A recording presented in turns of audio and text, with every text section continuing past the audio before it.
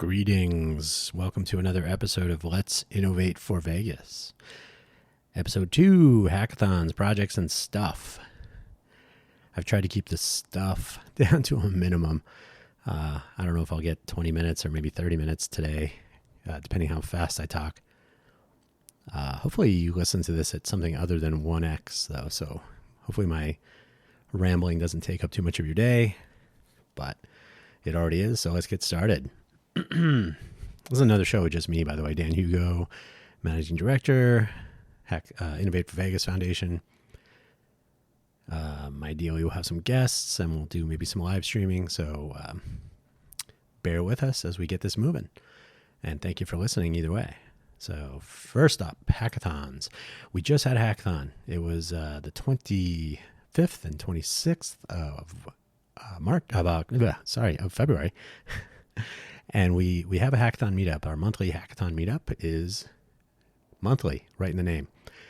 And so for our February gathering, we always gather at the International Innovation Center downtown, and we are always thankful to Don Jacobson for making that possible. So thanks again, Don, every month into the future.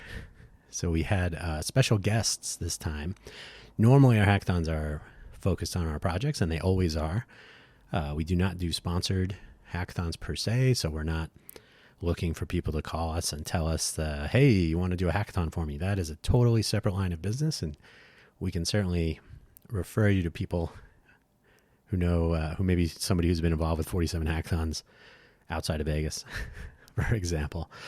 But yeah, so we had guests from Wiliot. They flew and drove and walked and had some adventures getting from snowstorms in San Diego, craziness, all the way out to Vegas for the weekend.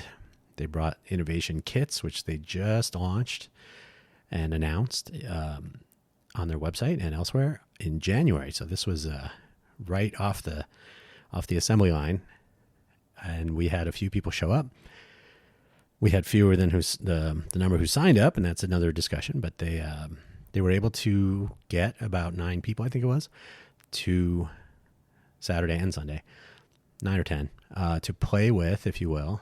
I'm using that term very loosely, but to play with their hardware, to play with the sensors and the workflow and the documentation and opening the box and seeing what's in it.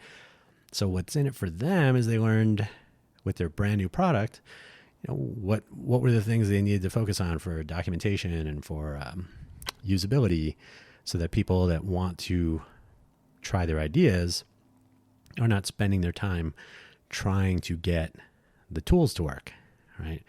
If you wanted to hammer a nail into something and you had to read the directions on the hammer and then the hammer didn't work until you download an update, or you have to assemble it, or there's all sorts of things that you want your user or customer to not have to deal with, so that they can get from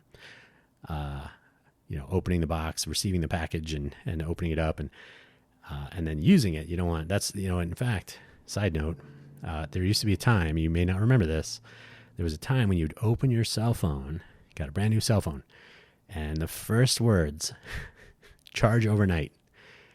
And it was none other than Steve Jobs, if the rumors are true, who said, that is not a good user experience. I want this thing to be fully functional, ready to go when they open that box. And it became utmost important, of utmost importance, I'll learn to speak one of these days, to enable battery and charge, and so it wouldn't die in the box, right? So you want the battery to retain a charge, you want it to be fully charged, you want it to be ready to go, open the box. It's got, even after a year or more, it should still be able to boot up. Certainly on launch day. You want launch day to not be step 1, charge phone. You want step 1, buy something on Amazon or something, or buy something in the iTunes store or whatever. So anyway, so the whole out-of-box experience is a critical component, speaking from experience, when you make something for people to use and you want them to have a good time. So that was something that the Wiliot people were able to take back with them.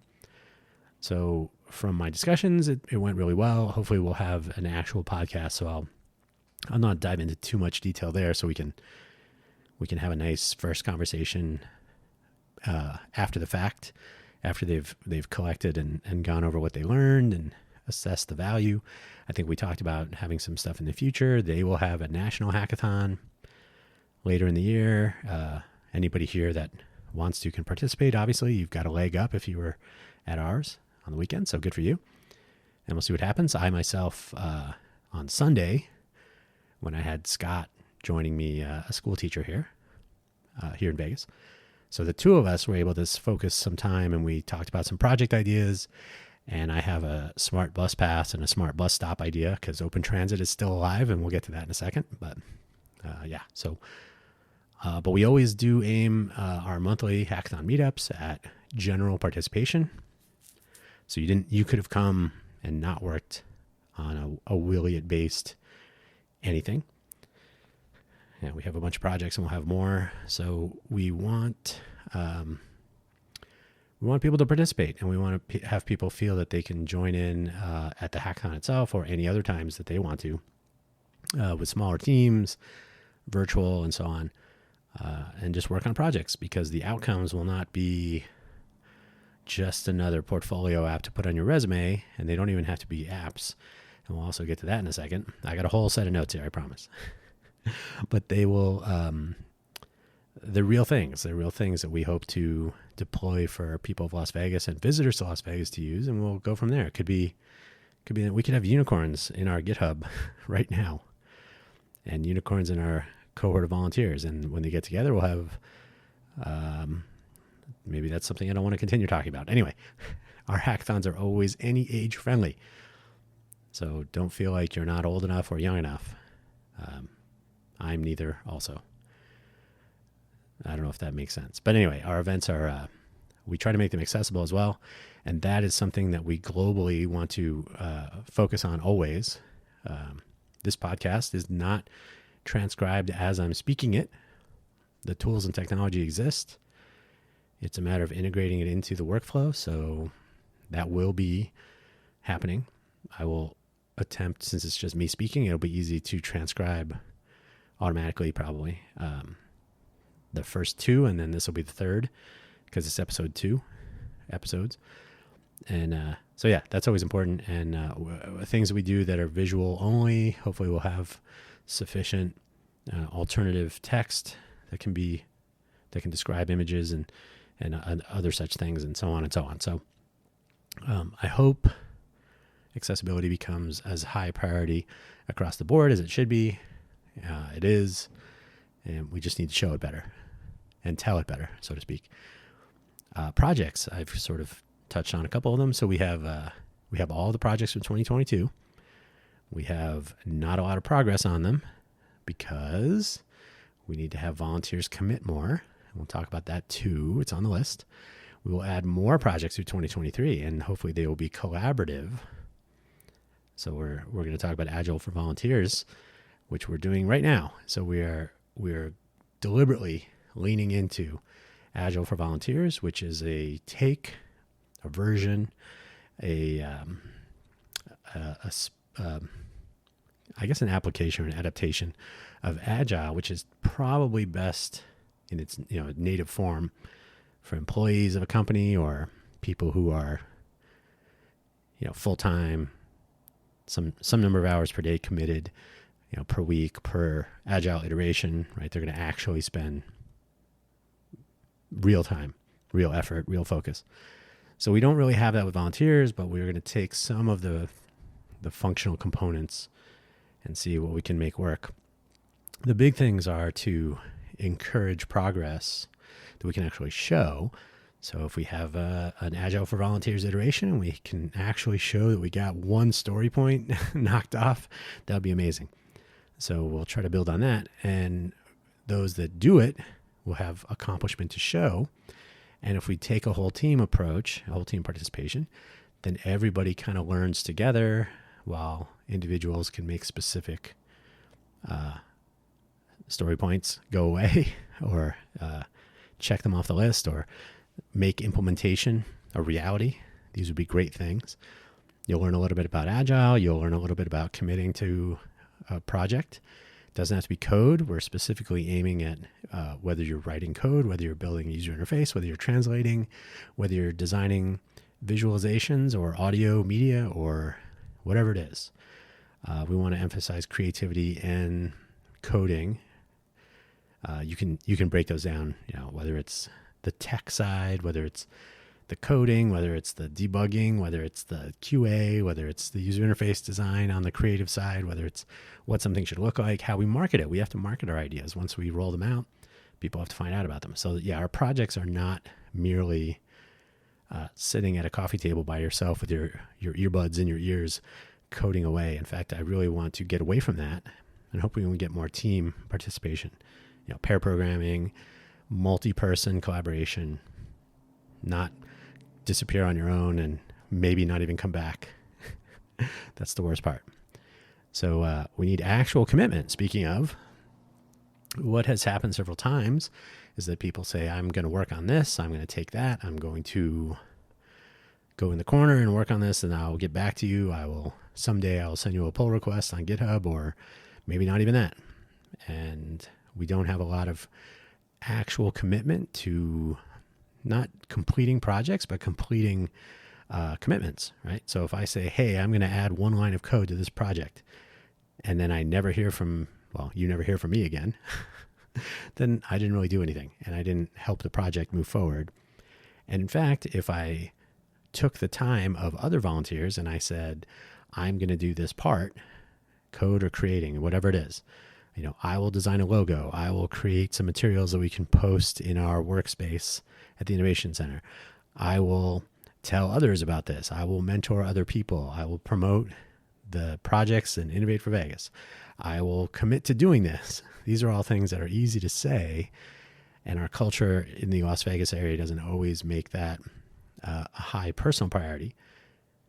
So we are going to do that, though. So we, moving forward, as of today, March 1st, are going to really, really lean into the notion of committing to parts of a project, the agile iteration. You're committed to a 2-week sprint. Sometimes they're called an iteration or a sprint.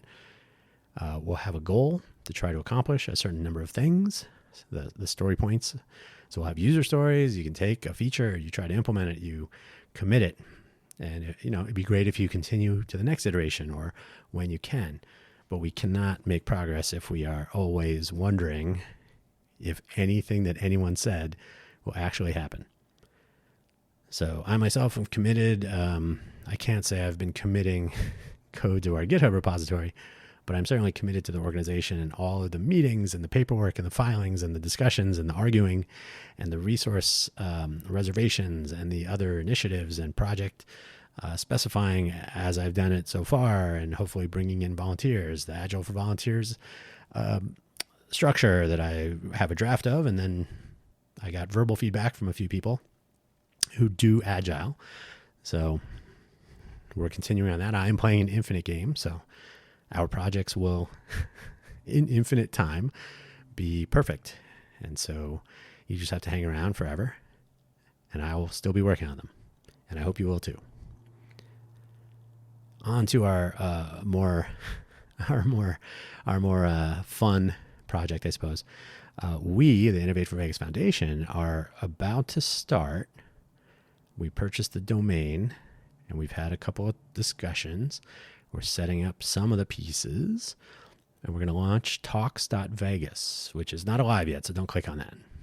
But we're going to build the platform and all the pieces that go with it in the real world to place the people and their personalities on display for the world, which means you listening to this and your friends or family or colleagues will eventually have a forum to tell the world what you know, what you do, what you think, what you're good at, maybe what you're not good at.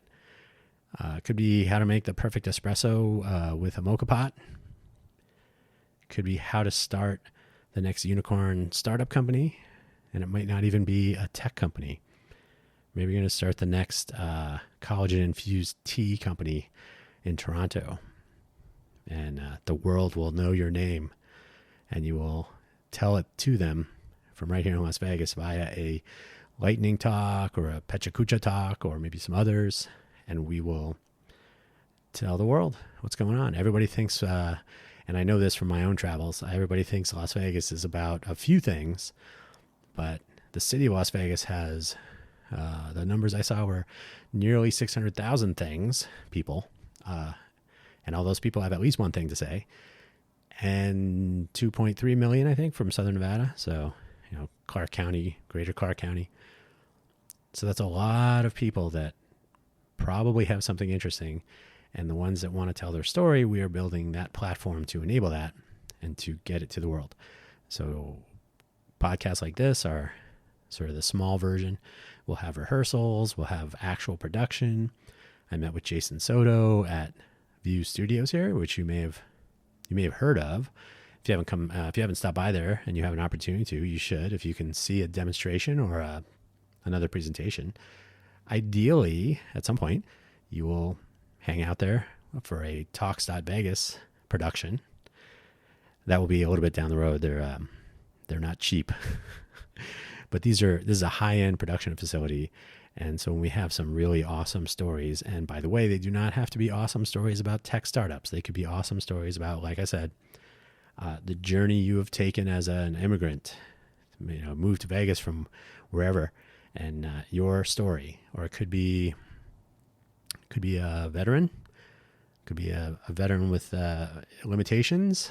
Like I say, disabled American veterans are in our population, and we would welcome them to the stage to tell their story anytime, and we will not cut them off. That is our. There will be, I'm sure, stories about our pursuit of well-known formats, and we refuse to. If we do a talk, a Picha Kucha talk, and it's 5 minutes, and you didn't prepare and you run out of time, well, that's a problem. If you want to tell your story and you are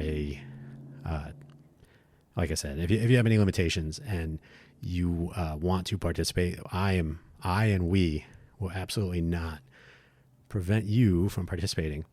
And if you want to actually stick to the 5 minutes in that case, well, we will do that. But if you want to participate in the event and you need 5 minutes and 30 seconds or something, you got that. No problem. So we're beginning as a Innovate for Vegas project. And like I said, we'll like, for example, our Smart Social project will figure into this, the calendaring and the getting the word out. But hopefully we'll involve other local agencies and organizations. The First Friday Foundation comes to mind, since they have a lot of reach on the creative side, the arts community, and Tech Alley, and there are any number. So I'm not even trying to give a comprehensive list of people that could. I have not asked them specifically, so this is not I'm not making any announcements. This is purely off the top of my head speculation. But if we can get a variety of people involved and we get multiple viewpoints and we enable anyone to participate without cutting them off, without being gatekeepers for sharing, all those things will fit into our general ethos and will make our community better, and more people will know that there's more to Las Vegas than the Strip. So, believe it or not, we're almost done. I find it hard to believe, but take a break. The final miscellaneous section of my show notes, and these all, by the way, I post them in the show description. We're using Anchor right now for the same reason that I don't like just use WordPress. I don't like just use Anchor. Our Innovate for Vegas Foundation should be looking at innovating, not just doing the status quo. So this is we're using Anchor as a sort of secondary distribution channel. We will integrate this, the authoritative source with all these show notes in a readable way, ideally in an accessible way. I don't think Anchor does a good job at that, but we'll continue to use Anchor as our secondary. Right now it's primary. We'll fix that. Our logo design, you may have seen, it's more of a hex tile scheme. It looks like a seal. So it looks like a seal you would stamp on a picture or a diploma or something. The city of Las Vegas has one. The president of the United States has one. So we have one. So, and to be honest, we had our Code for Vegas logo, which was contributed by a volunteer. He has already received the credit and continues to. It's in our GitHub repository and so on. So everything we do gets attribution. You do not contribute to projects anonymously if you don't want to. So it is opt-in, but it's automatic. If you do work, you get credit for it. If you work for free, you should at least have somebody know who you are so they can give you a job later. But I also ask that in general, I do not want you to work for free, but I do want you to be willing to work for free. So if you can enable our projects and our cohorts, if you can help other volunteers as a mentor or as just a good example, then you are the sorts of people that we want to move forward into our labs projects, if we can monetize and commercialize things. The free software is the basis of the world at this point, and we are part of that. It doesn't mean you are going to waste time participating in our projects. So they're building to a greater good. So our logo will get some color scheme applied to it. Ideally, it'll be adaptable. It is a scalable vector graphic from top to bottom SVG file, so we can apply styles and we can scale it. We can scale it for printing and all that. So hopefully it'll turn out good. The Code for Vegas logo, like I was going to say, was first of all, it was reminiscent of the Welcome to Las Vegas sign, which is fine, but the city of Las Vegas versus the notion of Las Vegas is also fine, but we are trying to sort of broaden the base. It doesn't really have to be someone who is near Las Vegas. It could be somebody in Southern Nevada. It could actually be probably anyone in Nevada is welcome to join, and even beyond, because we are very inclusive. So we don't want to necessarily ignore the Las Vegas logo in the sign that we had kind of as part of our logo, but at the same time, we want to be a little bit broader in our reach, in the notion, in the image we conjure. There should be a lot of things: ideation, innovation, implementation, inclusivity, diversity, accessibility, open source, and Las Vegas. Those are the tiles in our logo as it exists today. So did you spot them all? And then there's a logo.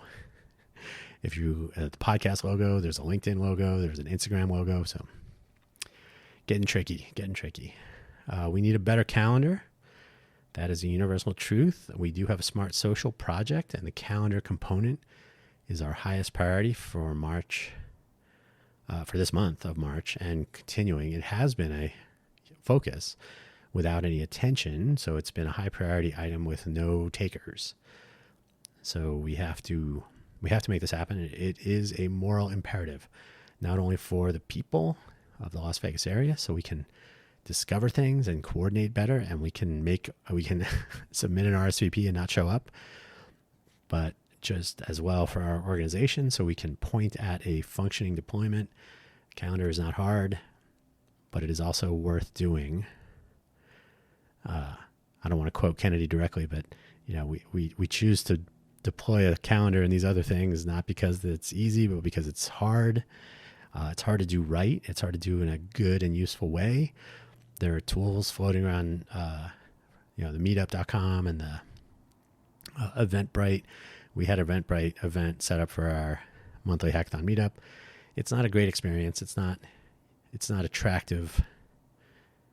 So I've never been a fan of Facebook events, LinkedIn events, Discord even has events. Everybody has events. And there's a sea of events, managing RSVPs, managing where did I find this or that.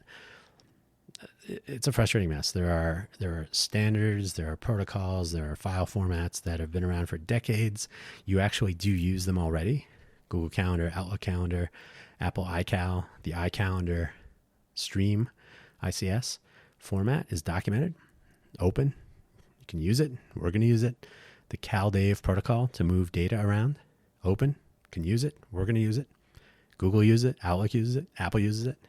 So we'd love to see the end of oh, I need to create another event on another platform and hope that I can keep track of who's supposed to come and all these things. They're ignoring the utility that is the somewhat anachronistic but still established calendar protocols and file formats and processes, so we can make use of that. At the same time, like I said, hopefully people will take notice. Oh, okay, that's what a local volunteer organization is up to, doing cool stuff and deploying it, and that will first project will lead to a second and third and so on. So along the same line, Smart Social, there are some parts that we don't need to reinvent the wheel. I was going to say earlier that people will sometimes say just use WordPress or just use I can't think of any, but WordPress is the one that everybody always jumps to. Just do that in WordPress. And if we are an organization of innovation, we sort of want to, if we go with the status quo, then we don't really learn, we don't innovate, we just re-implement and we accept all the headaches or all the shortcomings. PHP, not my favorite. WordPress is super popular. And if you want to get a job designing WordPress themes or supporting WordPress websites, absolutely, go for it. Do that. You will probably make tons of money.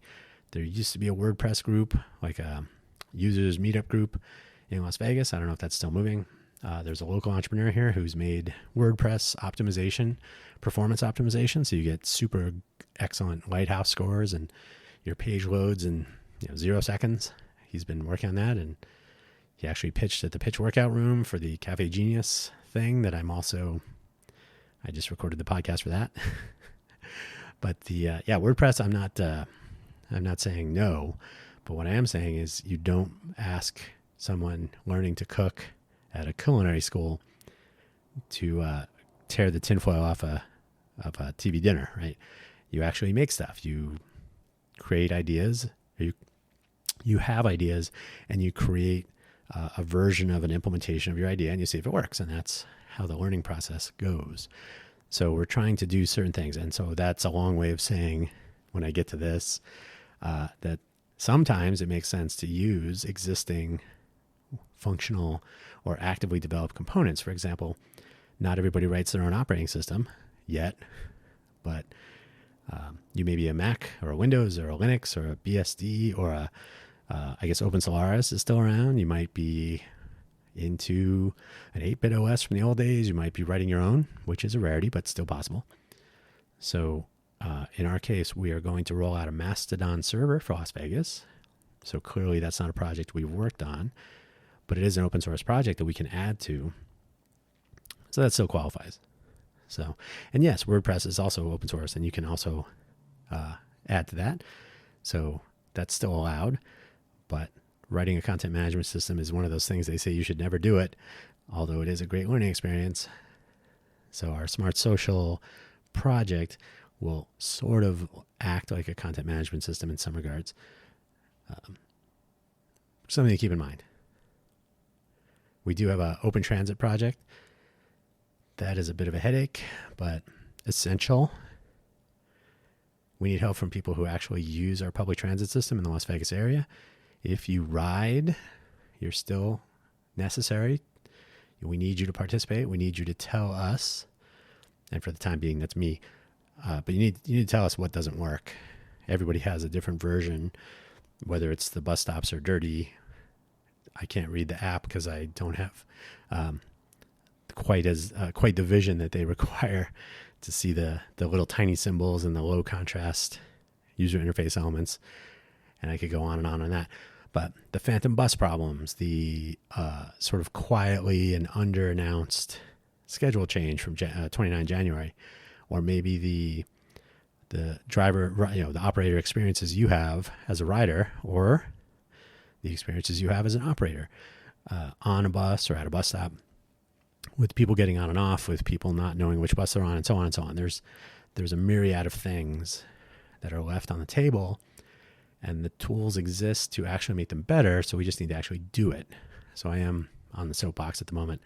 So between our Smart Social and public transit projects, we have high-profile, high-value opportunities for people to participate, volunteer, but also turn those into to be quite honest, monetizable or fundable, as in Open Transit could be an actual like forked consulting project for as a company if we really wanted to. So there are huge opportunities in just these two things, and we have other projects that are almost, if not more, interesting. So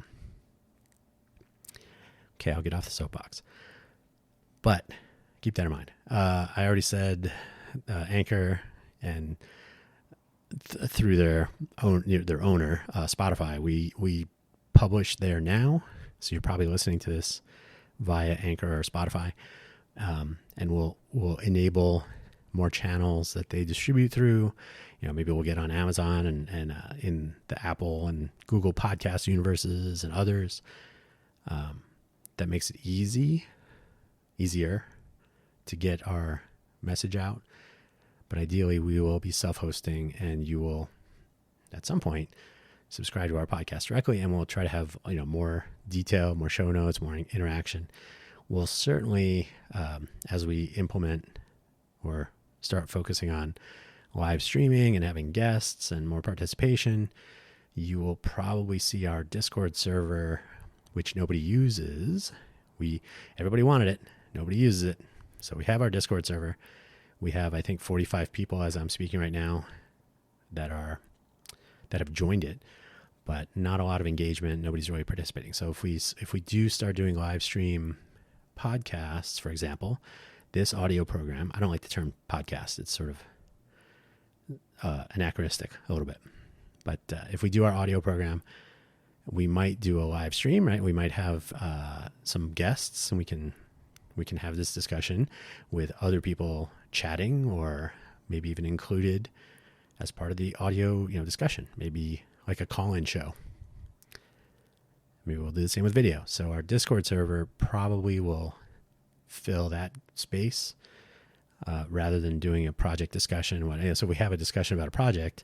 The Discord server can be useful, but day to day, there's essentially zero engagement. So it's losing its luster.